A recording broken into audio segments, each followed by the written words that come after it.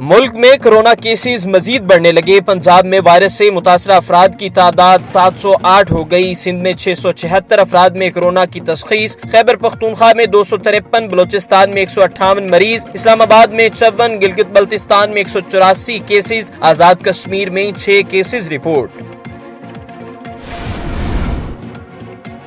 پنجاب میں دکانوں کے لیے نئے اوقات کار مقرر۔ جنرل سٹورز اور گروسری کی دکانیں صبح 9 سے شام 5 بجے تک کھلی رہیں گی۔ تندور، پیٹرول پمپس اور میڈیکل سٹورز پر اطلاق نہیں ہوگا۔